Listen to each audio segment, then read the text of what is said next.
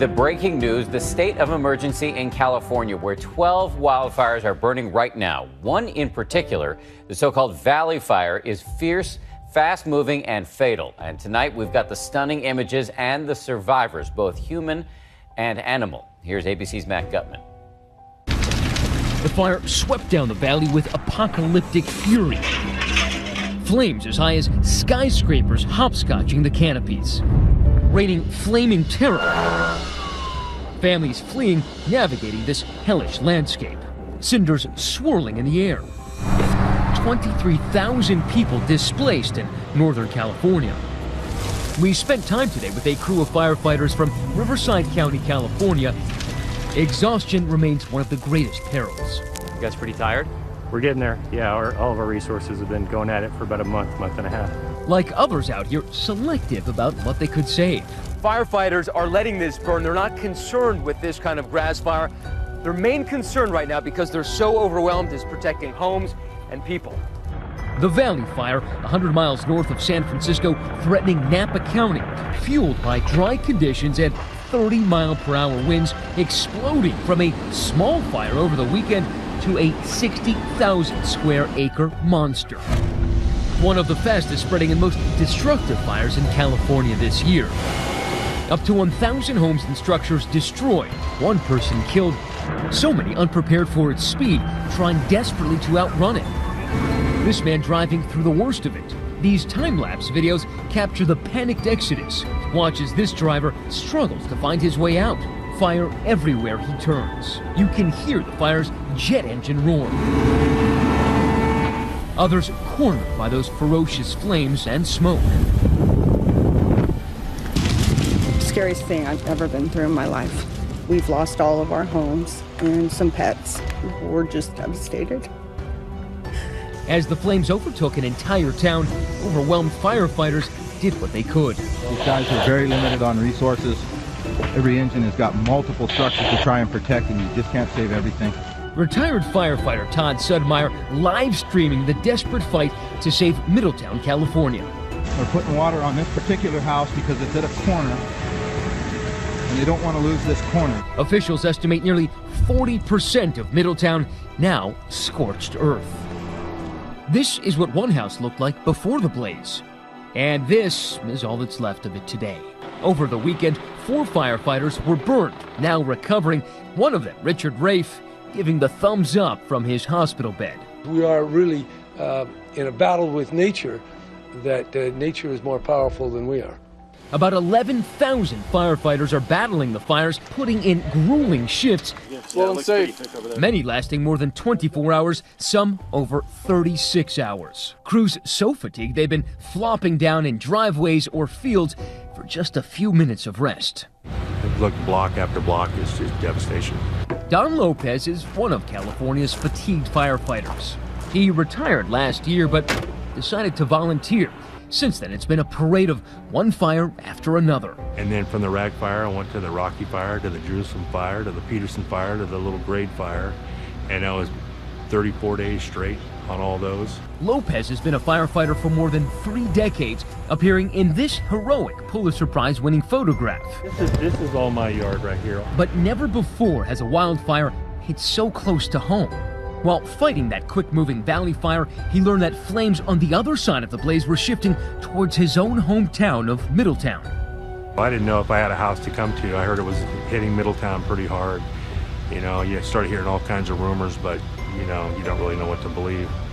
So I just kept working and hoping for the best. I mean, there's nothing I can do at that point. He called his wife Heidi, with whom we caught up later. When I talked to my husband, I've never heard him raise his voice. And he was knocking on doors to tell people to get out. And he told one person, "You've got 3 minutes or the sheriff's coming for you." Heidi evacuated just minutes before the fire hit town. Fortunately, those flames stopped right here on Lopez's property. If the fire had moved 10 feet closer to the house, Yes. this wouldn't be standing. I really don't know how it's still here. I really don't know. Everything is gone. Lopez's house was spared, his daughter's wasn't. Everything's gone. Our house is gone. We only moved in there in November. All we have is gone. We don't know what to do. It's just devastating. Still, tonight her father is going back to the fire. So you're going back on the fire line? I'm going back on the fire line up on the Cobb area. Because that's what I do. I'm a fireman. That's all I know how to do. It's help whoever else is out there that I can help. Tonight, thousands of people like Lopez on the fire lines, but behind him, scientists trying to better understand the fires. My colleague Clayton Sandell recently visited this Federal Fire Sciences laboratory in Missoula, Montana, where wildfires are studied. Look into the flame zone. There is like a little trough. There's a little trough. Yeah. That's the air pushing those little parcels forward. Scientists here warn that stopping destructive fires is getting tougher. More people are building homes in wildfire-prone areas, and more flames are being put out before they naturally burn off dry trees and brush, fuel for megafires. In this experiment, we see how dry sediment pushes the flames forward. They're like waves in water, and they are pushing forward, and they exit the flame zone up ahead, and they splash into the fuels at the top, and that's what lights the new particles on fire. That's how your wildfires get big. That's how they get big, and that's how they spread. Today, as the fires continue to burn, hundreds of evacuees from that fast-moving valley fire find temporary shelter in tents, while others take refuge in this shopping center parking lot. And tonight, Don Lopez's family not fighting fires, but fighting to keep its spirit up. I think we've eaten maybe one meal in the past 2 days. It's like... Still, you keep a smile on your face. You have to. Because you go to the campground and there are people that have lost. A dangerous wildfire is exploding in California. It's closing in on homes, forcing more than 1,000 people to evacuate.